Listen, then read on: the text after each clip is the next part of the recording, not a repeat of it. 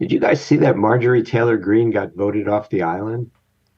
I saw an article about that, but I didn't. I mean, the headline, but I didn't. It seems like, man, these guys are starting to eat themselves up. I know. It's starting to get like cannibalistic. No way in the White House can get along with each other.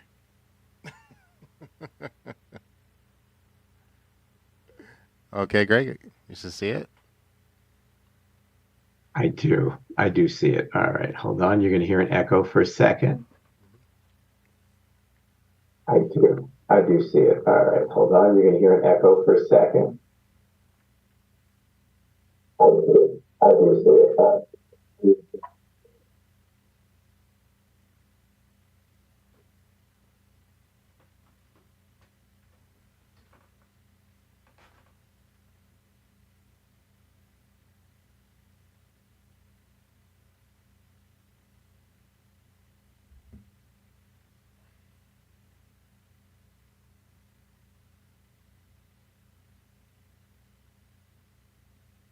Just checking to see your name is spelled correctly, Marion. Thank you. Thank you, Ruben. There we go. You're welcome, Okay. Greg.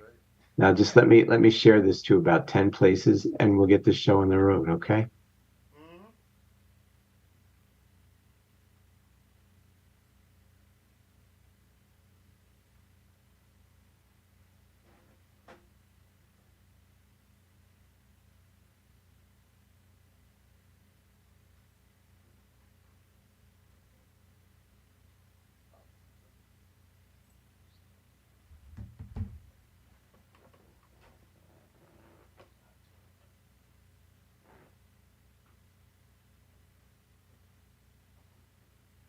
Mhm.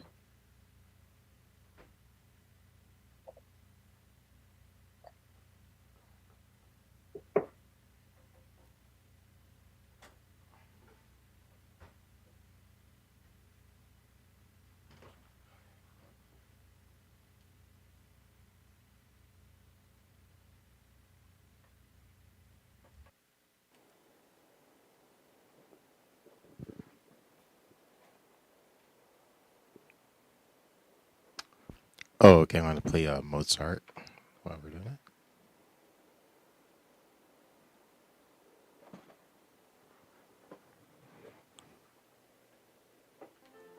Thought I was missing Allegro in D. That is correct. Yeah, there it is.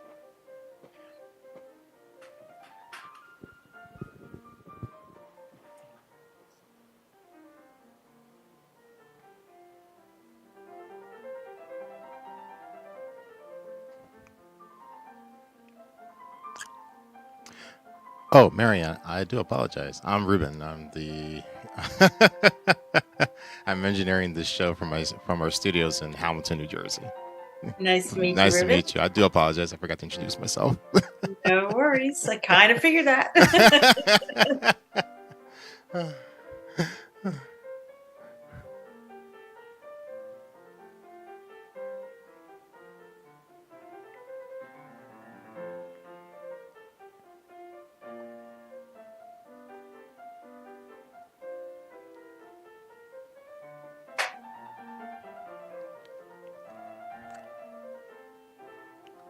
Good.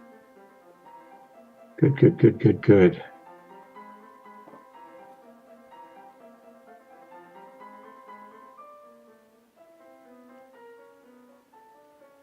Okay.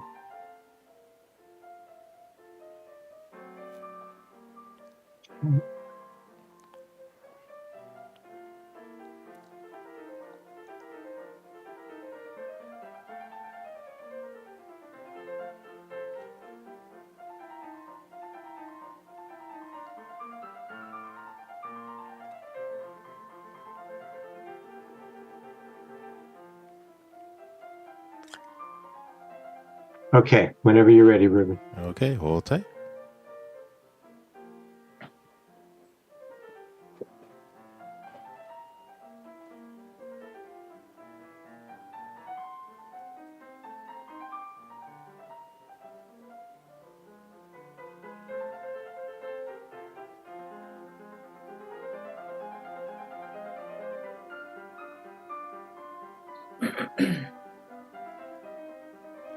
And take it, Greg. Good evening and welcome everyone. It is 6:30 on Monday night. You're listening to the 229th installment of the Age Out Angels Radio Hour, right here on www.hamiltonradio.net, Channel 2. I'm your host, Greg Rapport. If you're new to the show, I'm the founder and executive director of Age Out Angels. We provide one-to-one mentors to vulnerable youth for the purpose of coordinating the care and services that they need to thrive. We try to help young people avoid some of the horrible pitfalls that they're likely to face when they don't have a proper safety net.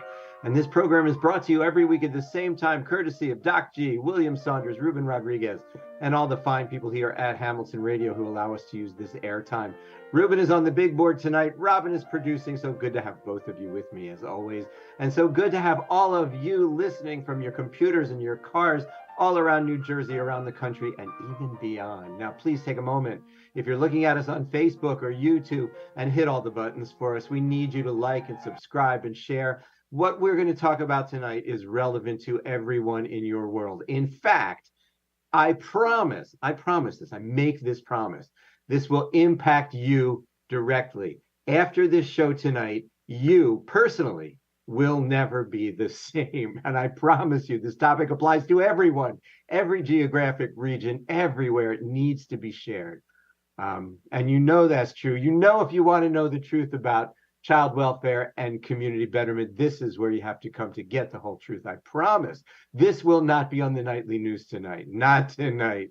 Because tonight we're going to focus on a guest who's just trying to make a positive presence in the lives of, well, people in foster care and people who need, anyone who needs her help. And her name is Marion Reinson.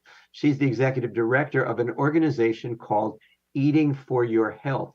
Healthy food that tastes great. And we'll be talking with Marion in just 1 minute. But just quickly first, I had a really interesting week this week. Pardon me. I got to spend some time with some of the newest students who are entering the Bridges to Employment program. And for those of you who don't know, the Bridges to Employment program is for youth who are either in foster care or who were either aged out or even reunited. Anyone who ever had a foster care case number qualifies to be in the Bridges to Employment program. And what we do is we assess your education level. And if you can go directly into, well, any one of three things really: post-secondary vocational career training. You could go into college, you could go into the military, but we need to assess your academic skills because you need to qualify for each of those things. And if you need help getting to qualify for those things, we provide that. And in fact, if you didn't even finish high school, if you don't even have a high school diploma, definitely contact us because we have all the courses that you need to get your high school equivalency. And we have found, are you listening? We have found that the way we work, giving you a private independent tutor who works just with you, you can increase a single grade level, one full grade level in 8 weeks. A person who is like 15 years old could conceivably start our program and graduate 2 years before their class. Now, we're not advocating that. To be honest with you, I'd rather see you go to regular high school. We don't have a football team or cheerleaders or a chess club. We don't have any of that stuff. But if you're in that situation where you can't, and I know that a lot of youth in foster care really get hurt on the math side of this. Like they can handle themselves on the verbal language side. But if you've been moved around a lot and suddenly found yourself in a new school where they were in a different unit than you were in the previous school, in math, that can drive you crazy. We understand this. If that's your problem, get in touch with me right away, greg@ageoutangels.org, because school was never like this before. We will bring the school to you. We will find the way to educate you and get you on a career path so that you can make the money that you need to live independently. Remember, this is not called Bridge to School. This is called Bridges to Employment. And we want you to live a healthy, happy life where you're satisfied with your employment, you feel good about what you do, and hey, maybe you raise a family of your own. Now, that's all we're going to talk about school tonight, I think, because tonight is Tonight is fun night. We always talk about such serious stuff here. And this is about food. And anyone thinks food is about anything but fun, then you need to have your phonometer adjusted. Because good food is the key. And I want to welcome Marion Reinson, the Executive Director of Eating for Your Health. Marion, welcome to the Age Out Angels Radio Hour. Thank you so much for having me. It's a pleasure to be here. So all right. So we're in agreement that our whole country eats horribly. Yes. Well, the American diet is the acronym is the standard is SAD, the standard American diet, and it is somewhat, well, it's pretty sad the way many people eat and don't realize that they're eating, but they're not feeding themselves. Yeah, and I think in a lot of ways this crosses different socioeconomic boundaries. It just isn't solely restricted to the absolutely lower income folks. Nope. Right? Nope. People with access and ability and places to cook don't know what to do. They don't. We've really been told to look for things like low calorie and low fat diets, and if you follow that, you're never going to eat an avocado. And I know I really, I'm a little obsessed. So I think, I'm a little obsessed with the avocado, but it provides so much goodness for us. And that's just an example of how those messages can really be, there's a disconnect between what's fact and what's not. So, we just try and teach people about what's in the food that you're eating, what's not in the food that you're eating. So we'll get to that. We'll come back to that in just a second about how if given the choice, who would select the avocado. Okay. We'll get back to that. We'll get back to that later in the show. Let's let everyone know like exactly what your organization is and what you're trying to accomplish post-pandemic. So we're a health and nutrition education program provider, and we align with as many other organizations who want to provide health and nutrition programs for their clients. We work with other nonprofits, we work with other businesses, we work with community centers, faith-based organizations, any group of eaters who is like mildly curious or interested in learning about eating in a healthier way.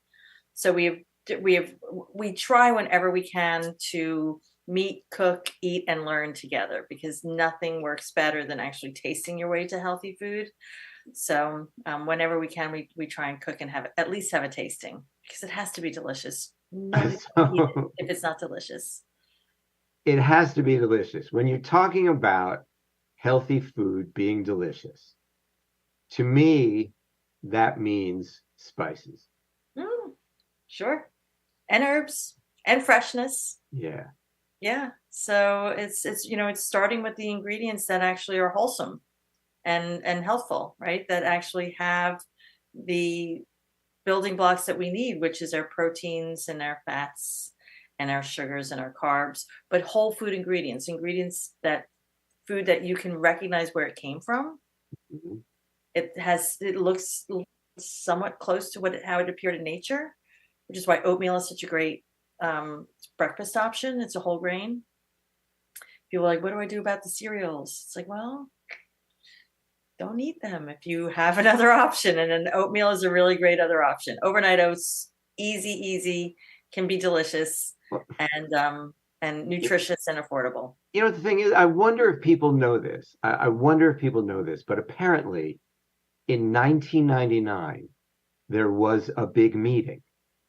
And in those meetings was like the big five producers of processed foods. Kellogg's was there and Mars was there. There's 5, 10 maybe people. And the person who organized that meeting said, we're gentlemen, because it was all guys. We're here. There was all the CEOs. We're here to try to develop some kind of standards by which we cannot be considered part of the problem of the increasing bad diet, of the American public. Yeah.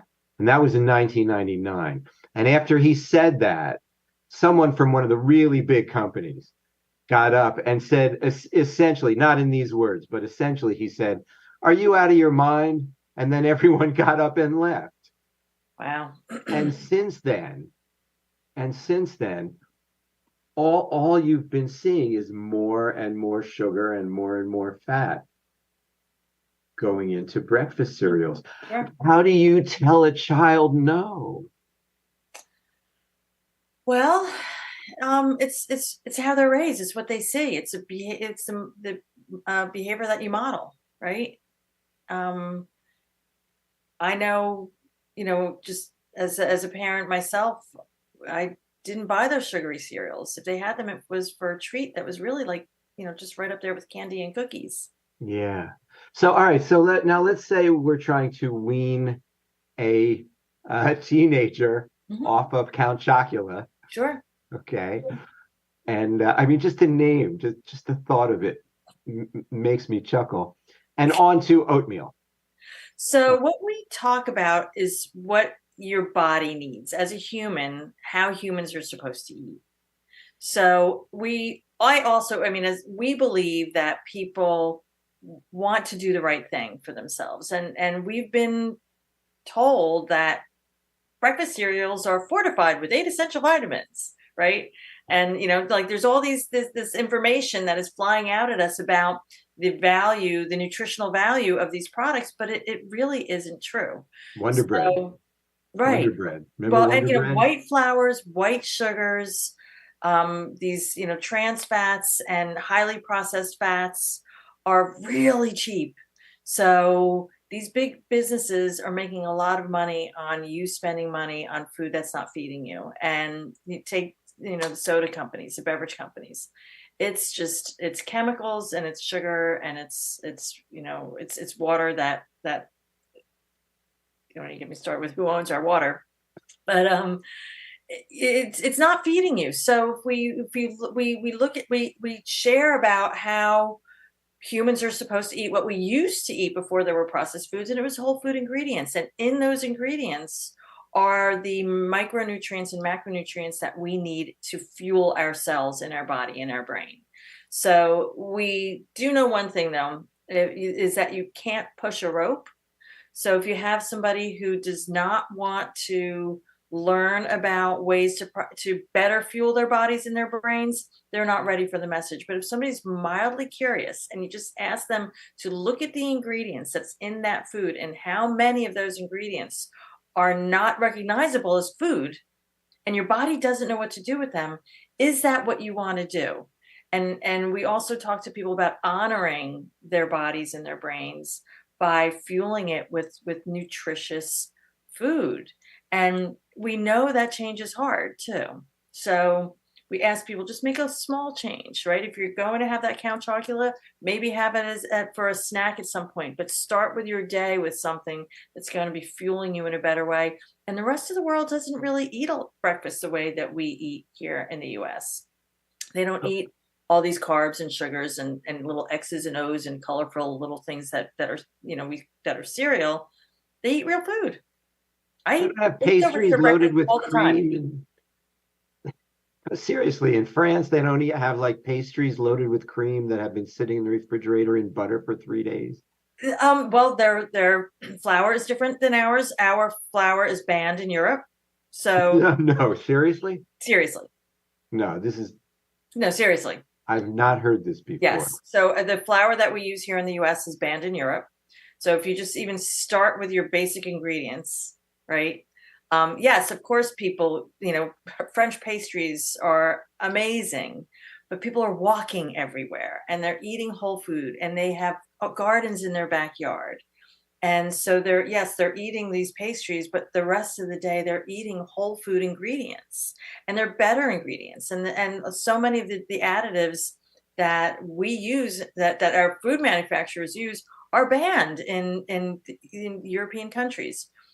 We know that there's over 300 names for sugar that the food manufacturers use in our ingredient list. Yeah, when I started making chocolate, there was this ingredient and you'll see it in a lot of chocolate products, a lot of other products too. It's called soy lecithin. Okay. and it's just and it supposedly started out as being kind of a decent added protein type of thing, Okay. but ultimately got processed to the point where I'm not sure exactly what it does. Maybe rot your liver. I don't know. Well, But it certainly isn't good for you. right. And so here, taking something as, I'm going to say, naturally addictive as chocolate, right? Can I use that term? Chocolate is, Well, it is. I mean, it's the sugar. It's yeah, and so much of our chocolate is sugar. but it's so much more than that, because white chocolate is like kissing your sister. You got to admit. But there's no chocolate in white chocolate. It's really Exactly. sugar. Yeah. Exactly. You Yeah. see, it's Yeah. naturally addicting. You can't avoid it. It's, well, yeah, the pathways of the brain that light up when people eat sugar is the same as the pathways of the brain that light up with addictive substances. Like if I reach for a chocolate chip cookie and it turns out it was a raisin, Okay. all right, there's the level of disappointment. Well, I'm sorry. But it really, it's something where, we stress that humans are not supposed to eat the way we're eating. We're eating this way because the food has been processed to the point where it can sit on a shelf for a month or two or three. But what's in there is not really food substances. Yeah, yeah, yeah. So if you're, yeah. So Um, I'm thinking if you're gonna sell a young person oatmeal instead of Count Chocula, you have to put something in it, like a little drop of maple syrup, maybe an apple, some Absolutely. cinnamon, right? You're allowed to do those things, correct? Absolutely. You can put in some, not a half a cup of maple syrup, but a swirl of maple syrup. And when you add that cinnamon to the maple syrup, it makes it taste even sweeter. And then getting your sugar naturally, which is from the fruit that you can add, and even nut butters that you can add. So, they'll give it that more of that just, it's more of a just nice, robust kind of meal. But yeah, it's if somebody, we start with asking people how they eat, what they eat. And then when you also look at the value, right? Like if you're buying these cereals are not cheap. So you're spending money on food like substances that aren't feeding you.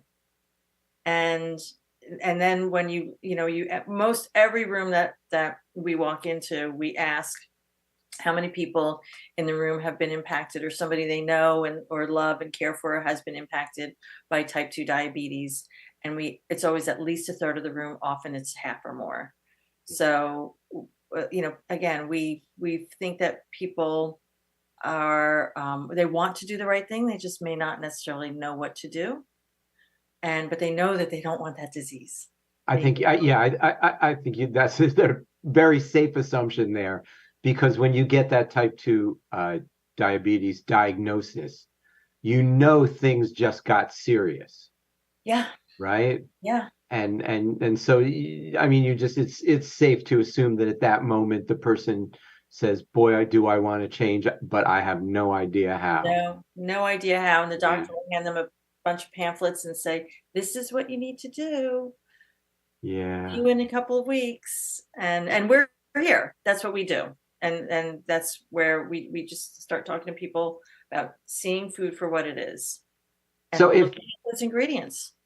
if you were doing one of your like a demonstration type workshop where you were going to actually like cook some food and make some things, Mhm. what would that be comprised of? So if we have a kitchen, we can do amazing things. If we don't have a kitchen, we can still do some amazing things. Only Hmm. more salads and pre-cooked ingredients than than if we have the access to the kitchen. But we do our go-to recipes are a chili, like a chili that is, choose your proteins, whether it's animal or plant-based proteins. Choose your vegetables, and it's really 50-50. And then just use those herbs and spices that make it delicious. So we'll just have everybody help chopping with all the vegetables. And we did this actually with the group of high school students in Trenton, where we had access to a stove, but we all cooked together and made this chili recipe that was delicious, and then this other recipe that's some clickbait that I follow that said Jennifer Aniston ate this salad every day on the set of Friends, and I was like, oh, what'd she eat? You know? I'll have what she's having. It's right. I'll have what she. So it's a recipe that I absolutely love, and we've been making that as well. And people are always surprised that it's as delicious and as filling as it is, because it has quinoa, which is one of the few complete proteins that's a plant-based protein, which means it has all 12 amino acids. It's got chickpeas, it's got cucumber and zucchini and lemon and parsley and mint and a little bit of onion and oil, and it's just so good. And then you can add some feta cheese, or you can make it, instead of the mint, you can add some basil and add some mozzarella, and so it's a little bit of Italian, or you could just do whatever, just really just work with the ingredients. So we make things like that. We'll do some protein like snack balls that are, we're not using protein powders. We'll use a nut butter, and we use coconut flakes and some maple syrup and some cinnamon, and then we'll make those, and that could be a little like protein supplement, or it can be a dessert. So that was the menu that we made when we recently did a program. And then we had some extra carrots, so we roasted carrots. Nobody had ever had a roasted carrot before, and you roast vegetables and they're delicious and it's easy. So we do things like that. But it really, we have so many recipes that we can work with if people have specific dietary requirements, or a lot of people are interested, because there's so many different family members who have other, things going on. How do I do something that's gluten-free? How do I do something for my daughter who just decided she wants to become a vegan? And, how am I going to feed people in a healthy way without making 3 different meals? And we help with that as well. So, but it's just, exploring and experimenting, and, going to the farmer's market when you can, or just looking at what's on sale in the grocery store and going, oh, wow, purple pepper, I'll try that. Yeah, I know one of the funnest is an Indian supermarket. They're, the spices and seeds and things like that. And Yes. and I think one of the most important tools in the kitchen is a coffee grinder. Oh, okay. I don't grind that much coffee bean, to be honest with you, sometimes. I mean, but really for a million other things. Sure. It's such a handy little tool. I made a little walnut butter this afternoon, just using it. I mean, how hard is it to throw, a dozen walnuts into a thing and press the button? And walnuts are a superfood. And yeah, and I think that's the thing that people don't realize, that this really doesn't have to be all that hard. No. Right? No. No, adding walnuts to anything, whether you grind them up, or you just like chop them up and throw them in a salad, or just eat them right, as a snack. That's a great snack. It has the omega-3 fatty acids that we need. It's brain food. And you notice a walnut actually looks like a little brain. Yeah, it does. It does. And it helps reduce anxiety. Yeah. So while I was there, I made a little tzatziki, that sauce, right, with the cucumbers, lunch, yes, and the yogurt, right? Mm-hmm. Now these are all walnut butter and tzatziki. These are all things that are not going to kill you. No, they're actually going to fuel your body and your brain. Yeah. They're really going to feed you. And people have become disconnected about why we eat. They look at why we eat. They're hungry. They need to fill their body, their belly, and they want to be full. They want to be very full, and then they're on to the next thing. But oftentimes, because they didn't eat food that's really going to feed them, they're hungry again in an hour and a half. Yeah, and if you go to a restaurant, you can't buy those things. They don't make them available because no one would. People generally would not buy them, or at least not enough, I guess. Well, it's what a lot of the ingredients that are being used, they're cheap. It's cheap ingredients. Yeah. So, yeah. So, all right. Now, you can scale your operation based on people's limitations for food prep, right? Mm-hmm. Okay. So the other day I was visiting a family who's part of our program, and I opened the door to where they live, And that was it. That was the bedroom right there. So when we talked and met, they actually came outside so I wouldn't be walking, like right into their bedroom. I think they had a hot plate, Mhm. was Mhm. maybe it. Um, what do they have for breakfast, lunch, and dinner? Right. Right. So that's where access is huge. And sometimes, people are just in situations where it's going to be hard for them to feed themselves in a healthy way. But if they do have access to those healthier ingredients, instead of going for the bags of chips, go for those apples. Instead of going for, half your plate of mac and cheese, fill more of your plate than you normally would with the vegetables. Whenever you can make that healthier choice, try and make that healthier choice. If you have an option between a whole grain, whole wheat bread or a white bread, and again, just adding. I was just say, like, add more vegetables, and we've also worked. We're looking to develop more programs and where we can get instant pots and crock pots for people who are in transition, so that even though they may be living in a motel room somewhere without any kind of kitchen and maybe just the hot pot, if they have something like the instant pot, they can really make something, because that works as a crock pot and an instant pot and a rice cooker. But having even a crock pot, you can do a lot with that. So we have pantry recipes, telling people about the nutrition value of things like tinned fishes, which, like a can of salmon or a can of tuna, that you can make some salmon burgers for your family with a big can of salmon. You can really make 4 salmon burgers, and ways to cook them in using these other devices. But we know it's really hard when people are in those transition periods where they just don't have access to a kitchen. But when they do have access to a food, try and choose those things that are going to fuel your body and your brain. So that's where, I feel like it's hard when you're talking to people about finding healthy food options when they don't know where their food is going to come from, right? They don't have control over the food that they might have access to, but they're not always going to be in that situation. So you might be there today, but 3 months from now, you might be hopefully you will be in a better circumstance where you can make those healthier, more healthful choices for yourself and your family. Well, you said for your body and your brain. So what is the mental health relationship to all of these processed foods compared to more naturally sourced foods? So every time a food is processed, some kind of nutritional value gets processed out. So we have these hyper processed foods that are in the bags, and all these white breads and white flours, and there's really almost there's little to no nutritional value in the foods that you're eating.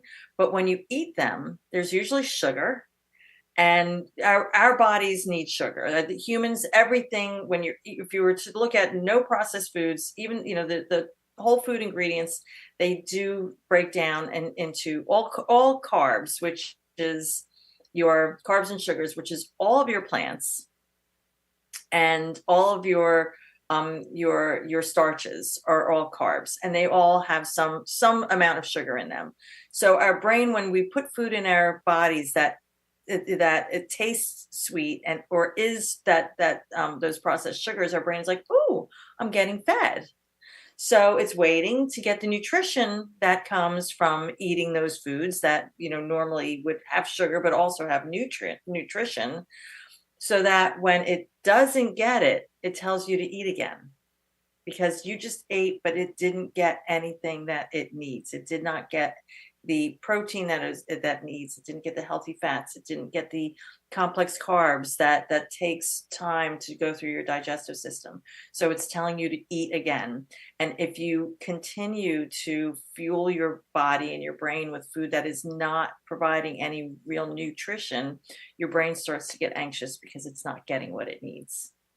So that's when people start feeling anxious, and or feeling like they need to have they need to eat something to give them that boost of energy that they're not getting. So they'll go for that cracker, or they'll go for that 3 o'clock donut, or that 3 o'clock bagel, or something that gives them that boost. They'll get that sugar roller coaster, so their sugar goes up. They feel fine for a little while, and then 3 hours later they're ready for, like, really ready for a nap.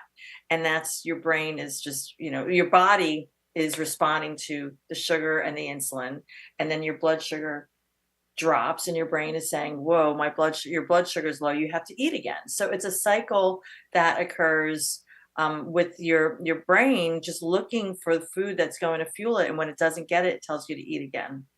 It's also connected to, we've been hearing a lot more about gut health.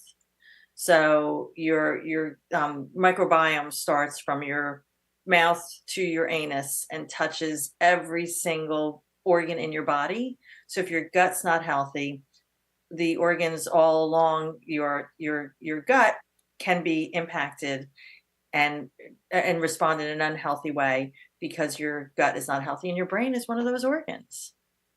And when you use the word unhealthy, I mean, I have a feeling that a lot of the time that relates to some form or other of inflammation. So inflammation is what almost every single dis-ease that our bodies feel is based on inflammation, chronic inflammation. Diabetes is inflammation.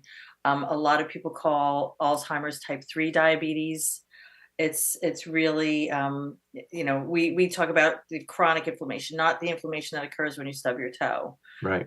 But that inflammation of just not feeling well, just, getting a headache, and just being tired all the time. And it's because you're just not fueling your body. Our brains are 50%, 60% fat. So if you're not feeding it some healthy fats that are found in your walnuts and your avocado and your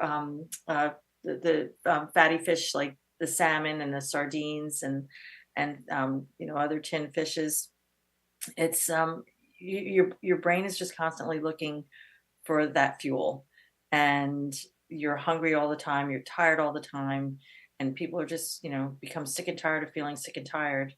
And then when they start to eat healthier food, they start to feel better. And with that goes a whole lot of guilt and shame, I think, sometimes. Well, if that non-judgment is What what is that? that non-judgment sign right there is one of our pillars that we talk to people about. What's one of the first things that we say is that we're not here to tell people you shouldn't eat this anymore, because people eat what they eat for whatever reason, whether it's they have access, somebody gives it to them, they're making these decisions. But so we don't tell people what they shouldn't be eating. We tell them what's in the food, and then leave it up to them to figure out what they can fit on their plate, like what changes they can make. And we say not to judge the other people around you, but also, most importantly, don't judge yourself, because sometimes we just aren't able to provide ourselves with the healthy food that we intended on doing.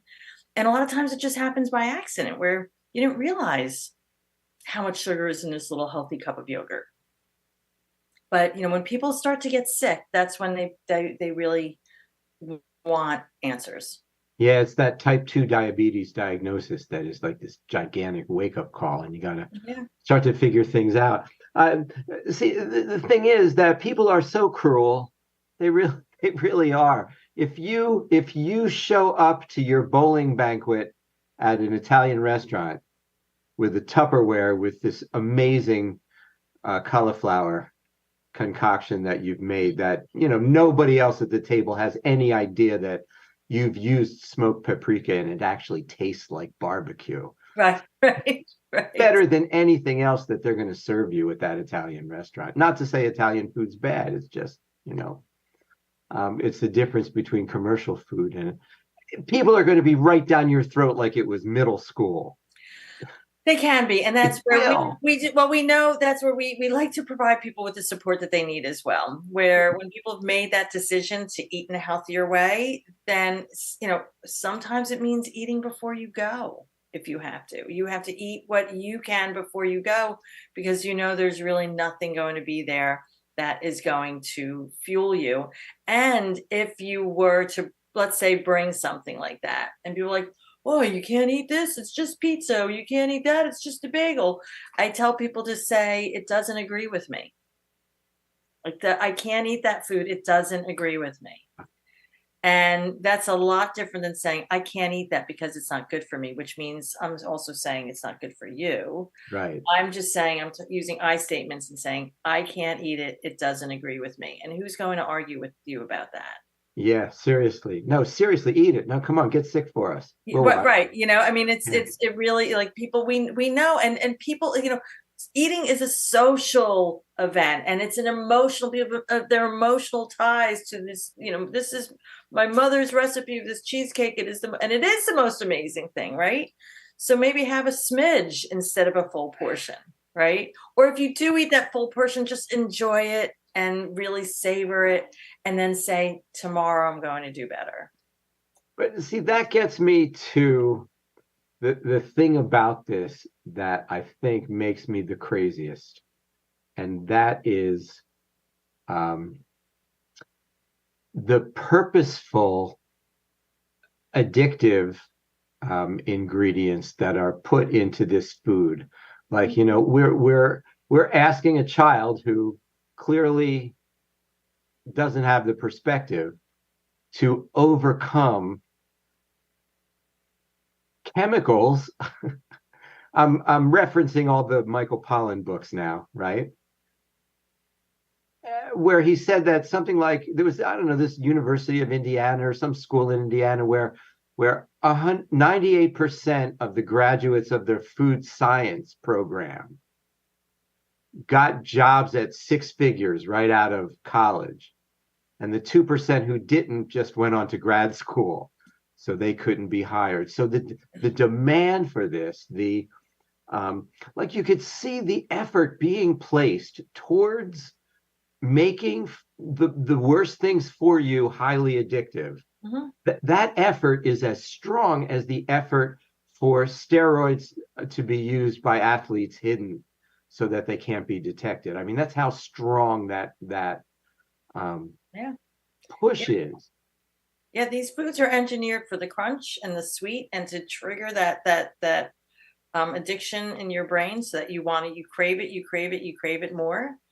And again, when people are made aware of what's in that food and what it's doing to their bodies, they'll either make the choice that they don't care and they're fine with the pill or whatever pharmaceutical they're going to get prescribed, or whatever issue they're going to have to deal with, and they're not ready for the message, or they will hopefully choose to either eat less of it or eliminate it entirely if they can. I was behind a young man in a dollar store around the holidays, and he was standing in front of all the chips and everything, and I'm standing behind him like, choose the nuts. Like, I couldn't say it out loud, but in my head I'm like, get the nuts, get the mixed nuts, it's still $1, and that's gonna make you full for like an hour, and this other stuff is not gonna feed you at all. And he didn't, and there was nothing I could do because I didn't want to be that guy. But it was I mean, that's the difference, right? You can choose those, and sometimes there just aren't healthy options, and but then I always keep an emergency bag or can of almonds in my car, because that I know can get me through. 12 almonds can get me probably through to when I eat again. Almonds are like a big thing in among people who eat healthfully. You hear that all the time. Yes. If I need a snack, I'll have a handful of almonds. A handful of almonds, which is about 24 almonds, is a lot.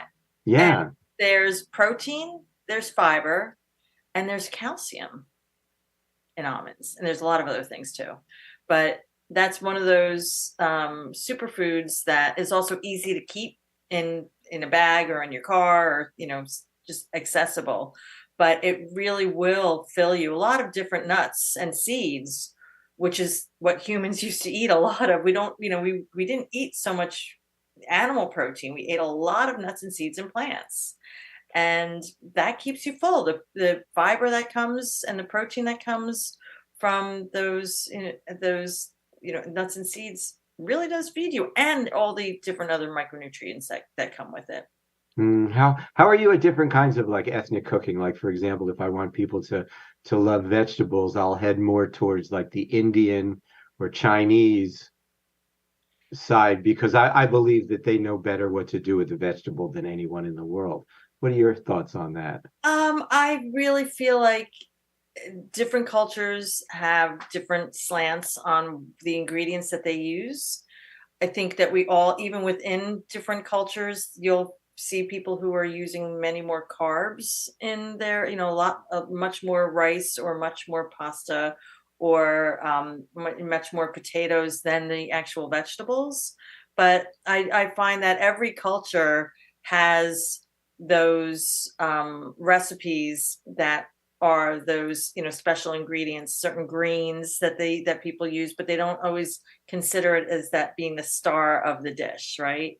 So I know that when we have delivered programs with South Asian communities, they a lot of their dishes that have a lot of rice and the protein, and there isn't so much a star of the dish being the vegetables. So it really is, it really depends on the style of cooking that people are used to. If we look also at the Mediterranean diet, so it's really clean ingredients. So it's looking at not just what makes you full an hour after you eat, but what's going to make you full and fuel you to last 3 hours, because that's really the point of eating, is to not have to think about food And, for and, 3 hours. and yeah, is 3 hours, is that sort of a standard measurement? Well, something should hold you over for 3 hours if it's giving you what you need, right? So if you eat a healthful breakfast that has your proteins and your fiber and the healthy fats, and that's where we also talk about fat-free versions of things or full fat versions of things. Yeah. So you're getting, might be more calories, but you're also getting that healthy fat that's going to keep you full longer. So we ask people to experiment, start, use a low fat yogurt or a low fat cottage cheese and do a full fat and see how long you're full for after eating that. Because Sure. Now the whole thing about artificial sweeteners, this part really kind of surprised me that when you buy things that are no sugar, zero sugar products, Mhm. Certainly if you just got a diabetes diagnosis, Mhm.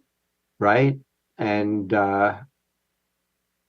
you see sugar-free maple syrup on the Mhm. shelf, Mhm. I believe you will buy that and possibly drink it whole. Well, I mean, and that is what we, sometimes call, or not necessarily for that, but we do talk about nutritional harm reduction, which means making choices that are, you subtract some of the foods that aren't healthy for you and add those foods that are better for you. And for somebody who is used to filling their plate with a syrup that was really just corn syrup, right? Flavored corn syrup, to choose the fat, the no, sugar-free version is moving toward that, but it's not really helping them because it's still messing with your brain. Again, with that amount of sugar, your brain is thinking it's going to get something, Yeah. and it doesn't. It doesn't. So just, making those choices of either, if you can, just it, these foods are just, you have to see if there's a way for you to just eat healthier versions of that food, or just really eat them less frequently. Eggs are really great protein sources. Okay. And then for years we were told not the yolk, don't eat the yolk. And the yolk is it all. The yolk has the fat, the yolk has the B6, the yolk has the white has the protein. It's like 4 grams of protein in an egg white and 6 grams of protein in a whole egg.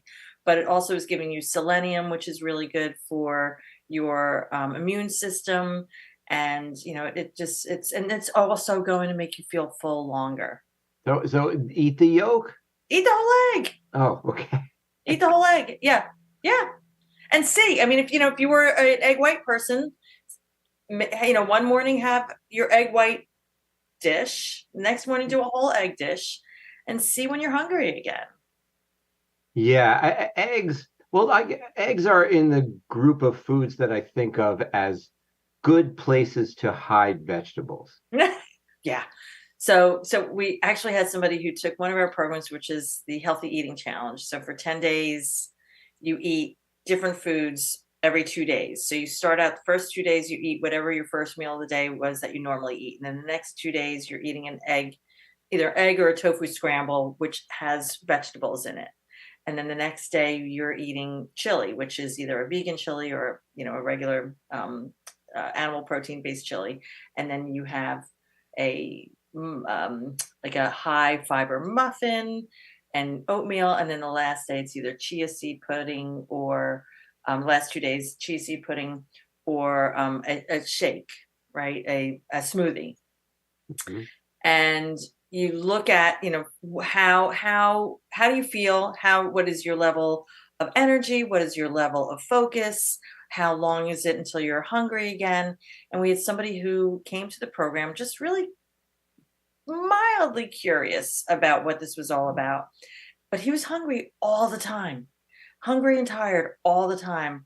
And then when he had this, eggs with vegetables mixed in, he found that he was full until like 12 o'clock. He would eat, he was a healthy person. He would run in the morning, then have 2 hard-boiled eggs and a slice of toast and be starving at 10:30. Yeah. He made the eggs with the vegetables and no toast and was full till 12 o'clock. Hmm.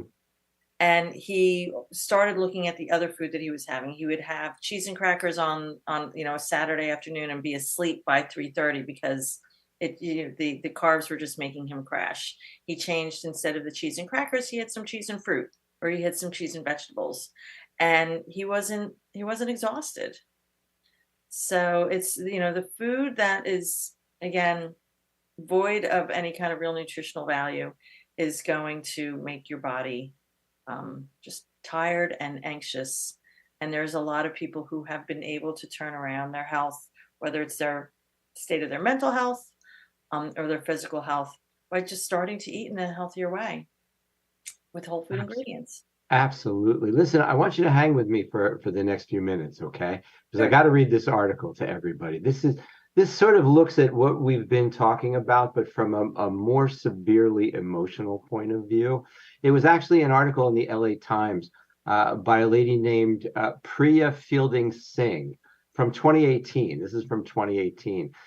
Actually, this is kind of one of these articles that could have been written 30 years ago or yesterday, and the message would be the same, And she writes, the verdict is in: food deserts don't necessarily drive nutritional disparities in the United States the way we thought. So this is what we're talking about, is just basically, if you had access, would you make the healthier choice? And she's saying that study after study has shown that differences in access to healthy food can't fully explain. Look, it's a part of it. If you don't have access to it, of course, you're not going to be able to get healthy food. So let's not pretend it isn't a part of it. But there are other elements involved in this two-way. Now, she says she spent the better part of a decade working to answer this question. She interviewed 73 California families, more than 150 parents and kids, spent more than 100 hours observing their daily dietary habits, tagging along to grocery stores and drive-through windows. Her research suggests that families' socioeconomic status affected not just their access to healthy food, but something even more fundamental, which is the meaning of food. Of the parents that she interviewed, both poor and affluent, Everyone wanted their kids to eat nutritious food. No one says, yeah, I want my kid to eat garbage. Everyone believes in the importance of a healthy diet. We're universal on that. But parents were also constantly bombarded with requests for junk food from their kids. Across households, children asked for foods high in sugar, salt, and fat. They wanted Cheetos and Dr. Pepper, not broccoli and sweet potatoes. One mom echoed countless others when she told me that her kids always wanted junk. While both healthy and poor kids asked for junk food, the parents responded differently to these pleas. An overwhelming majority of the wealthy parents said they routinely said no to requests for junk food. In 96% of high-income families, at least one parent reported that they regularly declined such requests.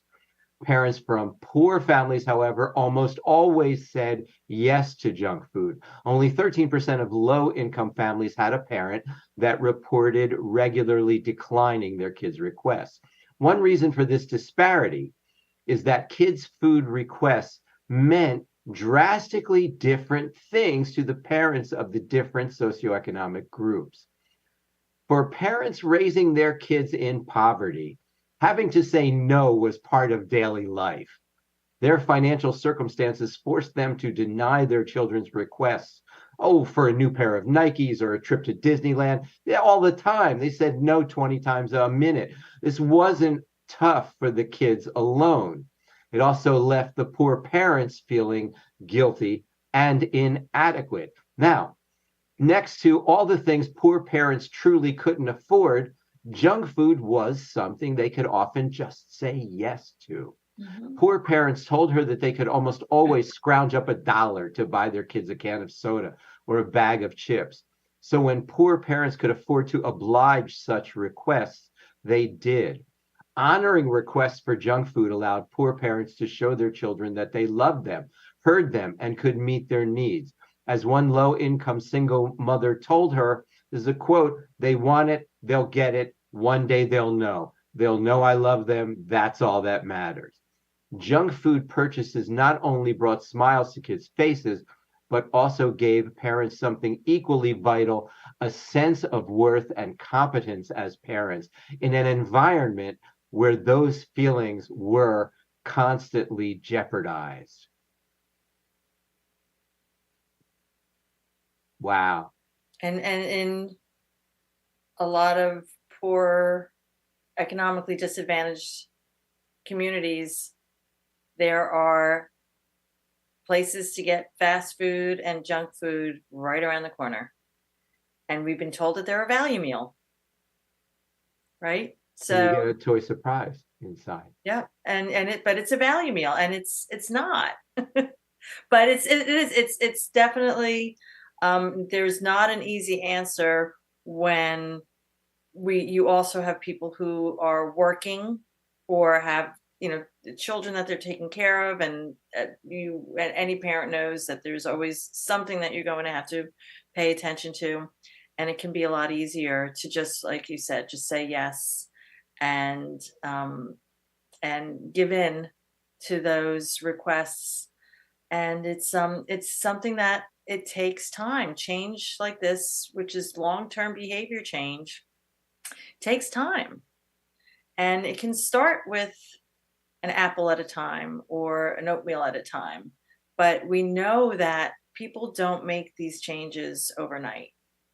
And the more that they learn and the more that they're around some like-minded people, maybe it's a friend or a relative who says, yes, let's cook together once a month and start to show our family what delicious healthy food tastes like. But it is a process. It's a process that takes time and intention. So can any company call you and get you to, like, any organization or church or? Yes. So we are we are a nonprofit. So we are looking for we are looking for grants so that we can continue to provide our programs free of charge for those community partners. who want to include health and nutrition programs. We will present to faith-based organizations, for-profit organizations. I would like to get in front of as many eaters as we can. And, really, if there are ways that we can get funded and compensated for what we do, that's great. Like I said, we are a nonprofit, but we don't like the fact that an organization can't afford for us to come in and speak about healthy eating to be a barrier for us to deliver a program. So we also work with other organizations that are already doing other healthy education programs, but we can come in and speak a little bit differently. I know that there are certain programs that are delivered in association with the USDA, and there are only certain things that they can talk about. They can't talk about the chronic disease. And we can talk about how that orange juice that you're drinking is really just spiking your blood sugar and not giving you a lot of other nutrition. And it still remains on a lot of the healthy breakfast options is that orange juice. And we're going to tell you, skip it. No, orange juice. Orange juice. I'm sorry. Orange juice. So yeah, fruit juices in general. A lot of fruit juices in general, they are mostly sugar. Wait. I'm raising my hand. Yes. What if you squeeze the orange juice? Like Mhm. like if you squeeze it. All right. I'm going to try to sell this as best as I can. Yeah. You squeeze the juice of one orange. Yes. That's great. You'll get, a quarter of a glass, a third of a Maybe. glass, right? No, you'll get less. There's about 10 oranges in an 8-ounce glass of orange juice. All right. And you would never eat 10 oranges. No, you wouldn't. Okay, so you squeeze it. So what's the point of squeezing the glass and getting half an ounce? You may as well just eat the orange. There you go. You may as well. And when you eat the orange, you're also getting the fiber. Yeah. How do people contact you? Eatingforyourhealth.org is our website. And contact information is on there. We are also on social media, on Facebook, on LinkedIn, and on Instagram. We have to get a little better at doing a little more communicating with our social media followers, but we are working on that as well. If there's, I'm happy to talk to people about the way that we can deliver programs to your organization and do it within an existing program that is being offered. Doing, for some faith-based organizations, it's part of the ministry of really honoring your body, and then for-profit nonprofits. We'll see what you have and what we can do. I'm sort of holding off until I think it's 2025. You said you might be ready to do individual counseling, right? Yes. Yeah. See, I think when we're working with children who are in the foster care system, it's humiliating that like they don't like to be identified in that way, and so they don't like to be in groups and stuff like that. It doesn't really serve them. We have to work with them individually. And so when that time comes, I am going to be your best friend, I promise. Greg, I'm also happy to train the trainer and share our information with people who are providing that mentoring and coaching and counseling services, to just add a little bit, sprinkle a little bit of healthy eating into the conversation. And it's not complicated. If it doesn't have a label, it's probably good for you. Well, it's a basic thing, sort of like, if you take a chicken thigh, right, and take the skin off and replace that with some really good seasonings, spices and stuff, you have something that tastes really delicious, but you just saved yourself a whole bunch of fat that really didn't do anything for you, right? Well, the other thing is you could just take that chicken thigh and bake it. Like I have a recipe where I'm like, bake it till it's done, right? So it's falling off the bone, but adding some seasoning and you're just baking it. And even with the skin, it's going to be healthier than a fried version, where not only do you have the fat from that chicken thigh, right. You're adding usually a highly processed fat that causes inflammation. If you just eat the chicken, with the herbs and spices, of which we didn't even get into that. Every single one of them has a medicinal value. So many have anti-inflammatory properties, and So just baking a piece of chicken in the oven at 350 for 40 minutes with some seasoning on it, and it's going to be delicious. On that note, time for dinner. That's all the time we have tonight, ladies and gentlemen. How do people find you again? Say your website. Eatingforyourhealth.org. All one word, All eating one, for your health. I should be doing this eatingforyourhealth.org. right. Eatingforyourhealth.org. Yes. Thank you so much, Marion. Thank you, Greg. I would say that I could talk to you forever, but honestly, I could just move in. I'll cook for you too. and I for you. Marion Thank Reinson, you. Eating for Your Health. This is wonderful.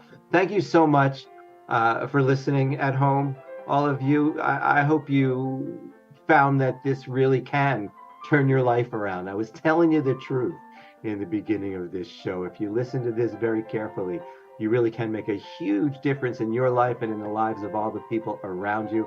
Thanks to our producer, Robin, to our engineer, Ruben. Music provided by Mozart. I don't know why he works for us. He must need the money.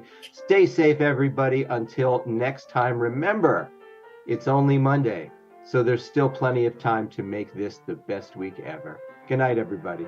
Good night.